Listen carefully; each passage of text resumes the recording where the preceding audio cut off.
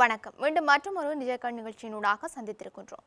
கொழும்பில் உள்ள அரசாங்கத்திற்கு சொந்தமான உத்தியோகபூர்வ இல்லத்திலிருந்து முன்னாள் ஜனாதிபதி மஹிந்த ராஜபக்ச வெளியேறி 2 வாரங்களுக்கு மேலாகியும் வீட்டை முற்றாக, அதாவது வீட்டை முறையாக ஒப்படைக்க நடவடிக்கை எடுக்கப்படவில்லை என்று பொது நிர்வாக மாகாண சபைகள் மற்றும் உள்ளூராட்சி அமைச்சு குற்றம் சாட்டியிருக்கின்றது. ஜனாதிபதிகளின் சிறப்பு சலுகைகளை நீக்கும் சட்டம் கடந்த 10ஆம் தேதி நிறைவேற்றப்பட்டதை தொடர்ந்து மஹிந்த ராஜபக்ச 24 மணி நேரத்திற்குள் விஜயராம மாவட்டத்தில் உள்ள அரசாங்க இல்லத்திலிருந்து வெளியேறி தங்காலையில் உள்ள தன்னுடைய தனிப்பட்ட இல்லமான கால்டன் இல்லத்திற்கு அவர் சென்றிருந்தார்.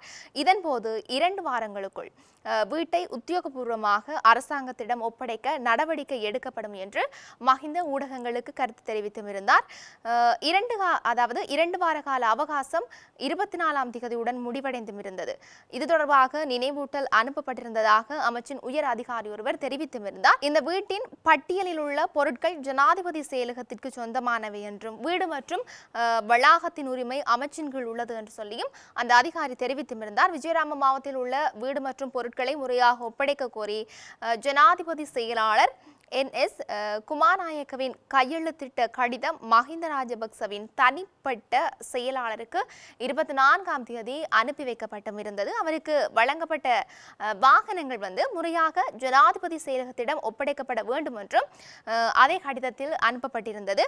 மஹிந்தவுக்கு குண்டு துளைக்காத கார் மற்றும் லேண்ட் ரோவர் கார் வழங்கப்பட்டுள்ளதாக கூறப்பட்டும் இருக்கின்றது. குண்டு துளைக்காத வாகனம் ஏற்கனவே பழுதுபார்ப்புக்காக ஜனாதிபதி செயலகத்திடம் ஒப்படைக்கப்பட்டுள்ளதாகவும் வட்டாரங்கள் தெரிவித்தும் இருந்தன. முன்னாள் ஜனாதிபதிகளுக்கு அவர்களின் அந்த மாதாந்த ஓய்வூதியத்துடன் கூடுதலாக வழங்கப்படும் செயலக கொடுப்பனவு மற்றும் மாதாந்திர அதிகபட்ச மதிப்பு 900 லிட்டர் எரிபொருளுக்கு உட்பட்டு செலுத்தப்படும் எரிபொருள் கொடுப்பனவு ஆகியவை 10ஆம் தேதி முதல் செலுத்தப்படாது என்றும் ஜனாதிபதி செயலகத்தில் அதாவது ஜனாதிபதியின் செயலாளர் அந்த கடிதத்தில் வலியுறுத்தியும் இருந்தார்.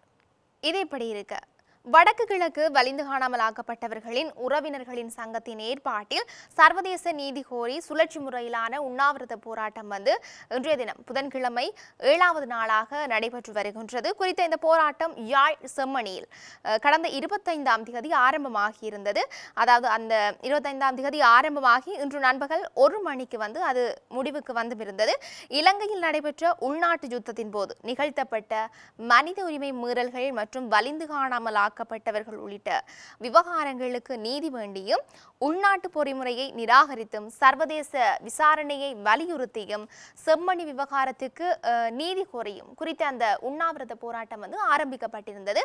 குறித்த இந்த போராட்டத்தில் வடக்கின் 5 மாவட்டங்களைச் சேர்ந்த வலிந்து காணாமல் ஆக்கப்பட்டவர்களின் உறவினர்கள், செயற்பாட்டாளர்கள் மற்றும் பொதுமக்கள், அதாவது பொதுமக்கள் என்று சொல்லி நிறைய பேர் கலந்து கொண்ட நிலையில் போராட்டத்தின் ஆரம்பத்தில் அணையாவிளக்கு பகுதியில் சுடரேற்றி மலரஞ்சலி செலுத்தி போராட்டம் ஆரம்பமாகியும் இருந்தது. குறித்த இந்த போராட்டத்தில் கலந்து கொண்டவர்கள் ஸ்ரீலங்காவில் உள்நாட்டு பொறிமுறையை நிராகரிக்கின்றோம், தமிழ் இனவழிப்புக்கு, காணாமல் ஆக்கப்படுதல், போர் குற்றங்கள் மற்றும் மனித புதைகுழிகள் குறித்து நாம் சர்வதேச சுயாதீன விசாரணையை மட்டுமே கோருகின்றோம் உள்ளிட்ட கோரிக்கைகளை அவர்கள் முன்வைத்திருந்தார்கள்.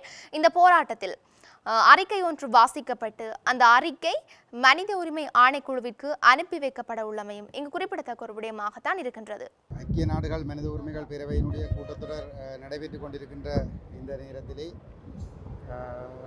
சந்திரிகா அம்மணியினுடைய செம்மணியிலே அவருடைய இனவாத இராணுவத்தினரால் கைது செய்யப்பட்டு மிக கொடூரமாக சித்திரவதை செய்யப்பட்ட பின்னர் படுகொலை செய்து புதைக்கப்பட்ட பல்லாயிரக்கணக்கான தமிழ் உறவுகளுடைய படுகொலைக்கான சர்வதேச குற்றவியல் விசாரணையை வலியுறுத்தியும், அதேபோன்று வடக்கு கிழக்கிலே பல்வேறுபட்ட இடங்களிலும் சிங்கள ஆக்கிரமிப்பு இராணுவத்தினரால் கைது செய்யப்பட்டும் கடத்தப்பட்டும் காணாமல் ஆக்கப்பட்ட பின்னர் கொன்று புதைக்கப்பட்டவர்களுடைய சர்வதேச நீதிக்காகவும், முள்ளிவாய்க்கால் உள்ளிட்ட தமிழ் தேசத்தின் மீது ஸ்ரீலங்கா அரசு மேற்கொண்ட இனப்படுகொலைக்கு ஒரு முழுமையான சர்வதேச குற்றவியல் விசாரணை வேண்டுமென வலியுறுத்தியும், இலங்கை அரசினால் நடத்தப்படுகின்ற உள்ளக விசாரணை மூலம் நீதி கிடைக்காது என்பதனை ஆணித்தரமாக வெளிப்படுத்தியும், வலிந்து காணாமலாக்கப்பட்ட உறவுகளால் இன்றைய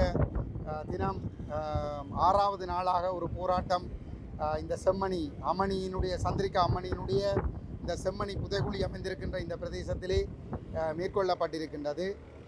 இந்த வலிந்து காணாமலாக்கப்பட்ட உறவுகள் கடந்த 6 நாட்களாக இந்த இடத்திலே தொடர்ச்சியாக இந்த சர்வதேச குற்றவியல் விசாரணை நடத்தப்பட வேண்டும் என வலியுறுத்தி இந்த போராட்டத்தை நடத்தி இருக்கின்றார்கள்.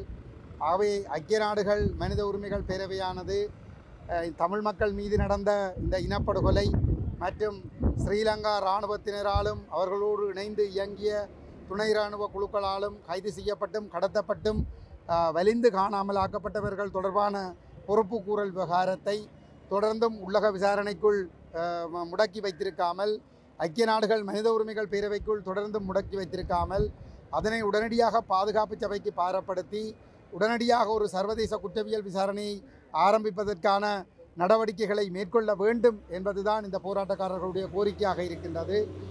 குறிப்பாக ஏற்கனவே இந்த ஐக்கிய நாடுகள் மனித உரிமைகள் பேரவையினாலே 2014ஆம் ஆண்டு உருவாக்கப்பட்ட இந்த சாட்சியங்களை திரட்டுகின்ற பொறிமுறை ஊடாகவும் அதற்கு பின்னர் 21ஆம் ஆண்டு ஆரம்பிக்கப்பட்ட ஒஸ்லெப் ஊடாகவும் சுமார் 10,000க்கும் அதிகமான சாட்சியங்கள் திரட்டப்பட்டிருக்கின்றது.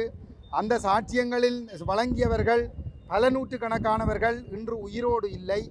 அதன் காரணமாக அவர்கள் வழங்கிய சாட்சிகள் இந்த குற்றவாளிகளுக்கு எதிராக எந்தொரு நீதிமன்றங்களிலும் பயன்படுத்த முடியாத நிலைமை ஒன்று உருவாகி இருக்கின்றது. ஆகவே எஞ்சியிருக்கின்றவர்கள் உயிரோடு இருக்கின்ற சந்தர்ப்பத்தில் அல்லது அவர்கள் ஒரு குற்றவியல் நீதிமன்றம் ஒன்றிலே சாட்சியங்களை நேரடியாக வழங்கக்கூடிய ஒரு நிலைமை இருக்கக்கூடிய ஒரு சூழலிலே அவர்களுடைய சாட்சியங்களை சரியான முறையில் பயன்படுத்தக்கூடிய வகையிலே உடனடியாக ஒரு சர்வதேச நீதிமன்ற குற்றவியல் நீதிமன்ற விசாரணை ஒன்றை ஆரம்பிப்பதன் மூலமாக திரட்டப்பட்ட சாட்சியங்களின் அடிப்படையில் அந்த சாட்சிகளை வழங்கியவர்கள் அதனை அந்த நீதிமன்றங்களிலே வந்து சாட்சியங்களை ஒப்புவிக்கக்கூடிய ஒரு சூழலை உருவாக்க முடியும்.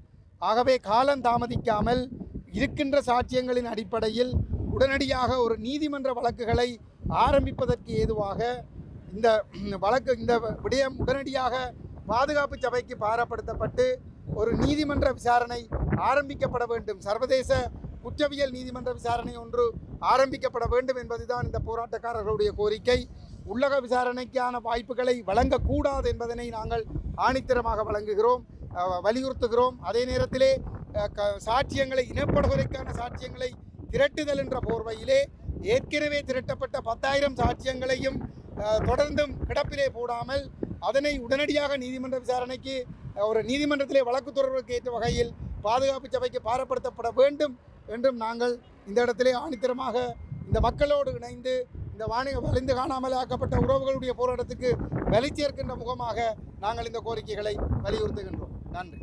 இப்படி இவையொரு புறம் இருக்க, தொடர்ச்சியாக வான் அல கிண்ணியா ஆகிய பகுதிகளுக்குட்பட்ட விவசாய காணிகளை மேய்ச்சல் தரைக்கு வழங்க அரசாங்கத்தினால் எடுக்கப்பட்ட நடவடிக்கைகளுக்கு எதிர்ப்பு தெரிவித்து திருகோணமலை கமநல அபிவிருத்தி திணைக்களத்திற்கு முன்பாக ஒன்று கூடிய 100க்கும் மேற்பட்ட விவசாயிகள் ஆர்ப்பாட்டம் ஒன்று, அதாவது அந்த விவசாயிகளால் ஆர்ப்பாட்டம் ஒன்று முன்னெடுக்கப்பட்டிருந்தது. குறித்த இந்த பகுதியில் மேய்ச்சல் தரைக்காக ஒதுக்கப்பட்ட காணிகளில் விவசாயம் மேற்கொள்வது தொடர்பாக கடந்த மாதம் முன்னெடுக்கப்பட்ட விசேட கலந்துரையாடலின் போது கிழக்கு மாகாண ஆளுநர் அவர்களால் அனுமதி வழங்கப்பட்டதனை அடுத்து அங்கு தாம் விவசாய நடவடிக்கைகளை ஆரம்பித்ததாகவும் விவசாய நடவடிக்கைகளுக்கு தேவையான பசளை மானியங்களை தமக்கு அரசாங்கம் தர மறுத்ததன் காரணமாகவே குறித்த இந்த ஆர்ப்பாட்டத்தில் ஈடுபட்டதாக விவசாயிகள் தெரிவித்தும் இருந்தார்கள். குறித்த இந்த விடயம் தொடர்பாக கமநல அபிவிருத்தி திணைக்களத்தினை முற்றுகையிட்டு தமது கோரிக்கைகளை விவசாயிகள் முன்வைத்த போது குறித்த காணி தொடர்பாக நீதிமன்றத்தில் ஒரு வழக்கானது